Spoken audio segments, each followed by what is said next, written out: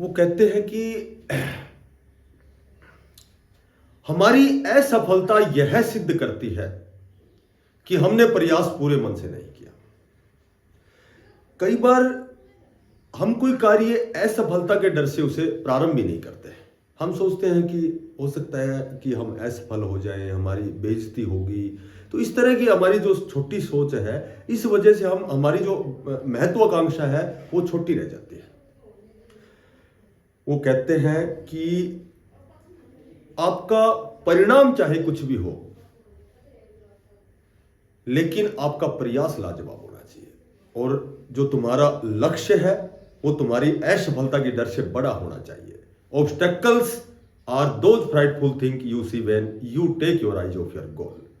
नमस्कार प्यारे बच्चों, साथियों। तो आपने थंबनेल में देखा होगा कि 2025 में शिक्षक बनने का बहुत अच्छा अवसर है, और इसको गवा मत देना, इसको चूक मत जाना। मैं सत्यनारायण गौड़ DSSB में लेक्चरर के पद पर कार्यरत हूँ। तो आपके अपने चैनल SN गौड़ क्लासेस पर आप सभी साथियों का, सभी भावी अध्यापकों का हृदय से स्वागत करता हूँ। तो आज की जो अपडेट है वो आप सभी साथियों के लिए, आज की जो अपडेट है वो उन सभी साथियों के लिए बहुत ही महत्वपूर्ण है जिन साथियों ने बहुत से साल इस दिशा में जाया किए हैं, जिन्होंने ग्रेजुएशन की है, मास्टर डिग्री है, बहुत साथी MPhil PhD, कई साथी जिन्होंने नेट भी क्वालिफाई किया है, लेकिन बदकिस्मती की वजह से कई बार 1-2 नंबर से रह जाते हैं। और कहीं न कहीं जो ये आपका जो बेरोजगारी है, कह सकते हैं कि इतने क्वालिफाई, इंटेलिजेंट, ब्रिलियंट, एक्सीलेंट होने के बाद भी आप अभी तक आपको जो सरकारी जॉब कह सकते हैं, या फिर आपने आपको जो भी आपका सपना है वो पूरा नहीं हुआ है, तो वो कहीं न कहीं कारण हमारी सरकार का भी है। ठीक है, तो सरकार को मैं इसलिए कह रहा हूँ क्योंकि बहुत से 2024 में वैकेंसीज ही नहीं आई, ना KVS में, ना DSSB में, ना चंडीगढ़ शिक्षा विभाग में भी भर्तियाँ फंसी हुई हैं। HSSC में HPSC हो, HSSC हो, कहीं रिजर्वेशन का मामला है, केसेज हैं, कहीं कैटेगरी का मामला है, कहीं रिवाइज रिजल्ट, कहीं रिवाइज आंसर की। तो इस तरह से लगातार हम तैयारी कर रहे हैं, लेकिन कहीं भी हमें कोई फॉरम का नोटिफिकेशन देखने को नहीं मिलता।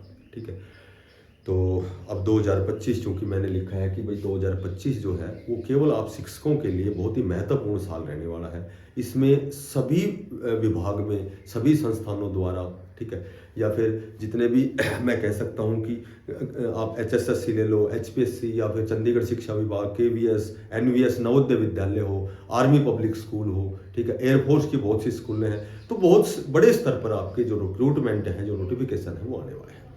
और उस दिशा में जो हमारा सपना है, जो जिस दिशा में हम प्रयास कर रहे हैं, तो उस सपने को साकार करने के लिए जो आपका जो पहला कदम है वो क्या होना चाहिए। ठीक है, और यदि आपने ये जो पहला कदम है, वो कहते हैं कि first impression is last impression, यदि पहला जो कदम है ये आपने बहुत अपनी बढ़िया मेहनत के साथ इस पहला जो सीढ़ी है इसको पार कर दी, तो आप मान सकते हो कि आप अपने सपने की ओर, उस दिशा में आप सफलता की ओर, मंजिल की ओर चल पड़े हो।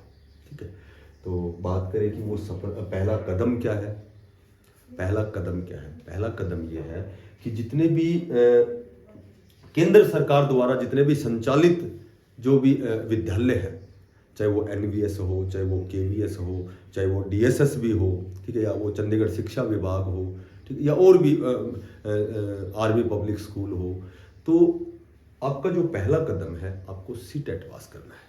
ठीक है, तो आज की जो हमारी वीडियो है वो CTET के ऊपर है। CTET जो CBSE द्वारा कंडक्ट की जाने वाली परीक्षा है, ठीक है, CTET की जो परीक्षा है, तो इसी पर हम चर्चा करेंगे, क्योंकि CTET साल में 2 बार होता है, और जितने भी केंद्र सरकार द्वारा संचालित विद्यालय है उनमें आपको यदि नौकरी लगना है, क्योंकि केंद्र सरकार द्वारा संचालित जो भी DSSB है, चंडीगढ़ शिक्षा विभाग है, जो भी KVS है, NVS है, तो इसमें एक बहुत मोटी सैलरी यदि आप लेना चाहते हैं, यदि आप चाहते हैं कि आप बहुत अच्छे स्तर पर अच्छी सैलरी के साथ अपने सपने को साकार करना चाहते हैं, तो आपको CTET पास करना होगा, जो साल में 2 बार होता है, एक जुलाई में और एक होता है आपका दिसंबर में। तो पिछले गत सत्र 7 जुलाई का आपका सीटेट का एग्जाम था, तो जुलाई आपकी कहीं कहीं बहुत जल्दी आने वाली है। आपके जो नोटिफिकेशन है वो बहुत जल्दी आने वाला है। पर अब की बार जो सीटेट है उसमें क्या बदलाव, संभवतः क्या बदलाव आपको देखने को मिलेगा भाई? एग्जाम पैटर्न में बदलाव होगा, या सिलेबस में बदलाव होगा, या कोई और भी रिक्रूटमेंट रूल में बदलाव होगा, ठीक है। तो उसी पर हम संक्षिप्त से एक चर्चा करेंगे। तो आपका नोटिफिकेशन बहुत जल्दी आने वाला है। अब मैं कहूँ कि 15 मई तक आएगा, 10 मई तक आएगा, तो कहीं कहीं ऑथेंटिक डेट नहीं है, बट बहुत जल्दी आपका आने वाला है। और सबसे पहले हम बात करते हैं, देखो सबसे पहले की जो बात करते हैं एग्जाम पैटर्न। एग्जाम पैटर्न आपका एज इट इज वही रहेगा, नो डाउट। वही 150 नंबर का आपका एग्जाम, 150 क्वेश्चन, कोई नेगेटिव मार्किंग नहीं। पहली से 5वीं क्लास तक लेवल फर्स्ट है, ठीक है, ये आपका लेवल फर्स्ट रहेगा। और जो आपका सेकंड लेवल है जो टीजीटी बेस पर होता है, तो वो आपका लेवल 2 होता है। और बात करें 150 में से, तो 30 नंबर की जो भी बाल विकास है, जो पेडागोजी तो चूंकि सभी सब्जेक्ट में आती है, जैसे जो चीज़ 30 नंबर की है, 30 नंबर की हिंदी है, 30 नंबर का मैथ है, ठीक है, या फिर 30 नंबर की मैं कहूँ कि जीके जीएस है, इसमें ईवीएस है, पर्यावरण से संबंधित है। तो पेडागोजी तो इनके साथ ही, तो 30 नंबर का जो बाल विकास है दोनों में बराबर होता है, ठीक है। बाल विकास की बात करूँ तो मैं साइकोलॉजी की बात करूँ, 30 नंबर का हिंदी दोनों में है, ठीक है।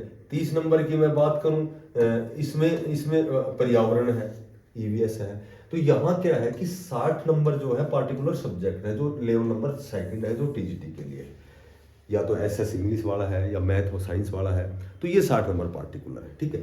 तो यहाँ 30 नंबर का फिर मैथ है, तो ये लगभग नेगेटिव मार्किंग है, नहीं तो वो सिलेबस तो सेम है, इसमें समय खराब करने से कोई फायदा नहीं। बात करें एग्जाम की तो जुलाई में होना है, सभी को पता है, साल में जुलाई और दिसंबर में होता है। अब जो मैं बात करना चाहता हूँ बदलाव की, देखो बदलाव ये है कि एनसीटीई द्वारा एक अधिसूचित एक जानकारी जो अखबार में आपने पढ़ी होगी कि पहले लेवल 2 होते थे, अब उसमें मोटे अक्षरों में लिखा हुआ था कि सीटेट, अब शिक्षक बनने के लिए सीटेट अनिवार्य कंडीशन है। और ये तो अनिवार्य होती है, सभी को पता है, लेकिन ये किन के लिए अनिवार्य है, इसमें चेंजमेंट क्या है, बदलाव क्या है। तो अब सुनने में आया है कि लेवल 4 बनाए गए हैं, ठीक है। हो सकता है ये आपको देखने को मिले, लेवल 1, लेवल 2, लेवल 3 और लेवल 4। अब चूंकि लेवल पहले तो 2 ही थे, अब लेवल 4 क्या हो गए। तो जो चौथा लेवल पीजीटी का, पहले पीजीटी में सीटेट नहीं होता था, तो आगे जो भी नई भर्तियां होंगी, ठीक है, ऐसे भी सुनने में आया था कि 2008 से पहले जितने भी लगे हुए शिक्षक हैं उनको भी सीटेट पास करना होगा, तो वो तो शायद संभव नहीं है। लेकिन पीजीटी में आपका जो सीटेट है वो आगे जो पीजीटी लगना चाहता है, ठीक है, जैसे मैंने डीएसएसबी में जब मैं पीजीटी लगा था उस समय सीटेट नहीं था। तो अब जो एनसीटीई की जो गाइडलाइन है उसके अनुसार पीजीटी के लिए भी सीटेट हो सकता है, इसमें मैक्सिमम पॉसिबिलिटी है। लेवल फर्स्ट जिसमें एनटीटी, नर्सरी टीचर जो होते हैं, आंगनबाड़ी के जो शिक्षक होते हैं, इनमें भी सीटेट अनिवार्य हो सकता है। तो लेवल 4, बाकी दूसरा तीसरा लेवल तो वही पहली से 5वीं प्राइमरी हो गया, वो टीजीटी हो गया, ठीक है, छठी से 10वीं हो गए। तो ये बदलाव संभवतः आपको देखने को मिल सकते हैं। अब हम बात करें कि पास होने के लिए कैटेगरी का तो वही, जनरल की तो वही 60%, 150 में से 90 नंबर लेने हैं, क्योंकि नेगेटिव मार्किंग तो है नहीं। बाकी ओबीसी, ईडब्ल्यूएस इनकी बात करें तो इनमें 55% यानी 82.5 नंबर, ये भी सभी को पता है। लेकिन अब हम बात करें कि जो ओबीसी कैंडिडेट है, ओबीसी की जिसके पास सर्टिफिकेट है, सेंटर की सर्टिफिकेट है, तो उसको ओबीसी की सर्टिफिकेट उसकी कंसिडर होगी। किसकी होगी? जिसके माता पिता दिल्ली में 1993 से रह रहे हैं, ठीक है, 1993 से रह रहे हैं, या वो खुद 1993 से रह रहा है, यदि वो ओबीसी कैंडिडेट है तो। Otherwise OBC other state general में काउंट होता है। बाकी ईडब्ल्यूएस और एससी, एसटी और ईडब्ल्यूएस, चाहे वो किसी भी स्टेट का हो, हमेशा सेम कैटेगरी में ही कंसिडर किया जाता है। ईडब्ल्यूएस किसी स्टेट का हो, एससी एसटी किसी स्टेट का हो, वो हमेशा सेम कैटेगरी में ही बिलोंग करेगा, इसी में कंसिडर किया जाएगा। बाकी ओबीसी के लिए 1993 से दिल्ली में रहने वाला ही ओबीसी की सर्टिफिकेट ले सकता है, अदरवाइज वो जनरल में काउंट करता है, ठीक है। अब हम लास्ट में एक छोटी सी एक और बात करें कि भाई ये जो आपका जो पहला कदम है, सीटेट का जो पहला कदम है, ये इतना अनिवार्य क्यों है? तो ये इसलिए अनिवार्य है कि जिसने मन करके सीटेट, चूंकि लाइफ टाइम होता है, एक बार पास करना होता है, लेकिन सीटेट ने जिसने मन करके तैयारी की तो मैं गारंटी करता हूँ कि इसमें सेम वही सब्जेक्ट है।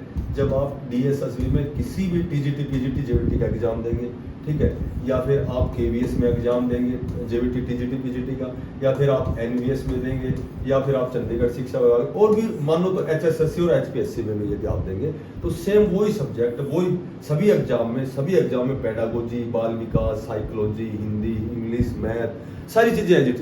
तो यदि आपने सीटेट का एग्जाम बहुत अच्छे स्तर पर दिया तो 2025 में आपको शिक्षक बनने से कोई नहीं रोक सकता, ये श्योर एंड सर्टेन मान लेना। तो सीटेट के लिए आप बिल्कुल अपने आप को प्रिपेयर करें, तैयार करें, बहुत अच्छे स्तर पर आप तैयारी करें। और अभी दिल्ली में डीएसएसबी में अभी छुट्टियां घोषित होने वाली हैं, तो लगभग मई और जून में फ्री ऑफ कॉस्ट हमारी क्लासें रहती हैं। मैं स्पेशल जितने प्रकार के सब्जेक्ट हैं अच्छे अध्यापकों द्वारा फ्री ऑफ कॉस्ट आपकी क्लासें अभी बहुत जल्दी शेड्यूल जारी होने वाला है, ठीक है। तो पूरे दिन हमारी क्लासेस चलती हैं जिसमें किसी प्रकार का कोई चार्ज नहीं होता है। जो भी साथी जिनको वीडियो पसंद आए ज़्यादा से ज़्यादा इसको शेयर करना और बिना पैसे का सब्सक्राइब करना, थोड़ा सा अप्रिशिएट करना। फिर मिलते हैं किसी नई अपडेट के साथ, तब तक के लिए सभी साथियों को बेस्ट ऑफ लक, धन्यवाद।